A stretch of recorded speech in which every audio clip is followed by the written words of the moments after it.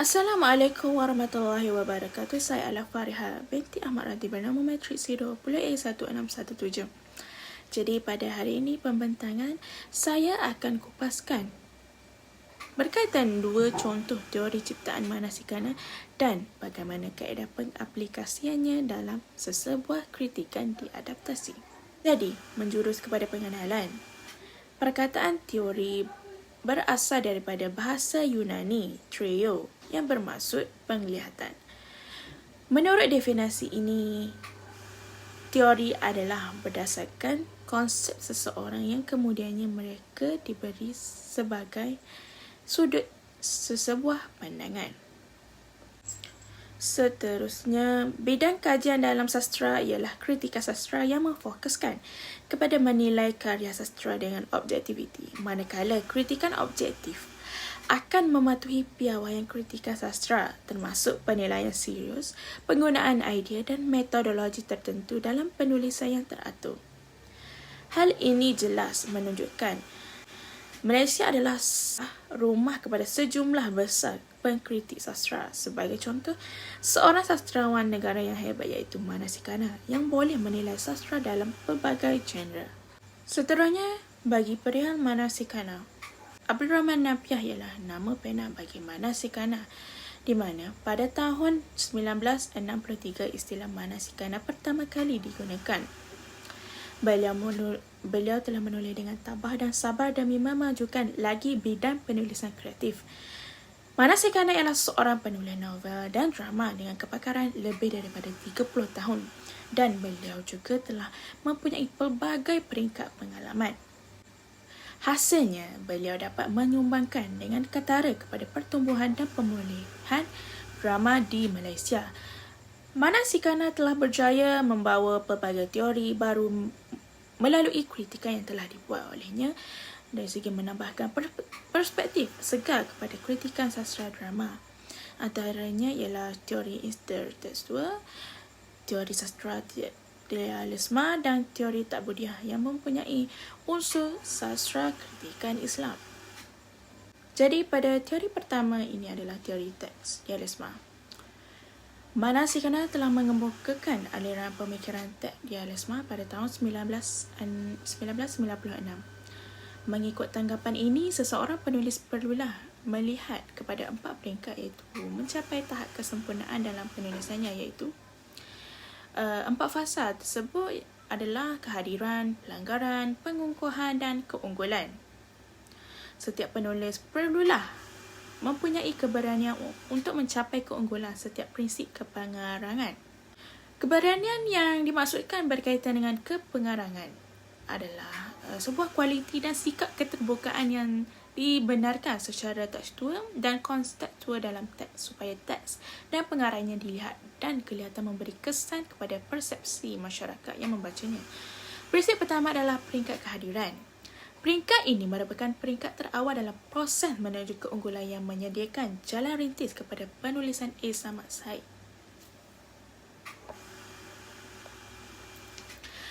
Jalan rintis kepada A. Samad Said iaitu dunia penulisan. Teori teks realisme dapat diaplikasikan dalam karya yang ditulis A. Samad Said iaitu sebuah novel yang bernama Salina. Salina merupakan sebuah novel yang memberi keterangan tentang perihal pada zaman dahulu sewaktu zaman peperangan berlaku. A. Samad Said telah menjadi salah seorang daripada korban dan membuka mata kepada khalayak yang membacanya setiap pengorbanan dan titisan darah yang telah beliau lihat pada mata kacanya sendiri. Oleh itu, titik mula penglibatan A. Samad Said dalam penulisan dapat disusuri daripada kesan pengalaman hidup yang musnah akibat peperangan. Bagi A. Samad Said, menganalisis dan menggabungkan pengalaman hidup yang perit dan pahit dalam sesebuah novel dalam tempoh 2 bulan sahaja, kehadiran peperangan di tanah Melayu menjadi antara sumber luar yang paling ketara beliau telah hasilkan daripada idea dalam menghasilkan kepengarangan novel tersebut. Seterusnya untuk teori kedua adalah teori tak budiah. Teori sastra tak budiah ini adalah salah satu teori sastra Islam yang dikemukakan oleh Abdul Rahman Napiah, iaitu Manasikana, seorang pengkritik tempatan terkemuka yang juga dikenali sebagai Manasikana dalam masyarakat sastra. Setelah memerhatikan bahawa terdapat beberapa teori baik dalam karya tempatan maupun karya barat yang secara sensitif menjelaskan unsur-unsur falsafah Islam, beliau mengembangkan lagi teori ini. 4 fokus yang ditekankan semasa menganalisis sesebuah karya bersesuaian dengan teori pengabdian tak budiah ini adalah latar belakang pengarang, kandungan karya, gaya penulisan dan tujuan karya sebagai wadah ibadah. Oleh itu, bagaimana teori ini diaplikasikan dan difahami? Pertama, mengenai latar belakang pengarang. Faktor intrinsik ini mengadili integriti pengkarya, yakni teori ini menolak sepenuhnya penulis yang bukan beragama Islam. Jalan cerita apa yang ditinta itu haruslah bertepatan dengan fakta Islam yang betul. Ini jelas bahawa pengarang Muslim harus menjadi orang yang mencipta kesusastraan Islam sejak awal kerana mereka lebih bersedia untuk menjelaskan tentang ideologi sesebuah unsur Islam. Habibur Rahman Al-Shazari merupakan seorang penulis novel yang berasal dari Semarang, Jawa Tengah, Indonesia.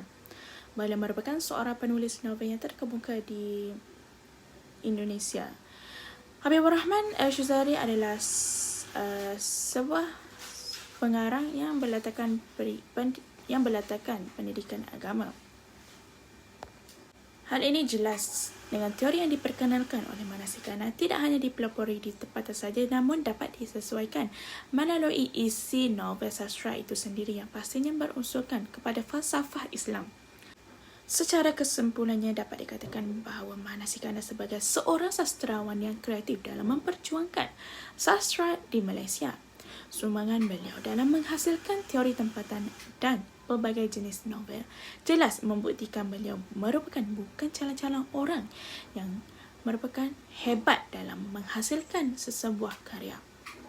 Secara keseluruhannya, keberkesanan teori tekstualisme dan penemuan teori tak budiah terhadap identiti pengarang menunjukkan bahawa teori tempatan juga kukuh dan mampu meneroka kekayaan kesusastraan Melayu amnya. Setakat itu sahaja daripada saya. Sekian, terima kasih.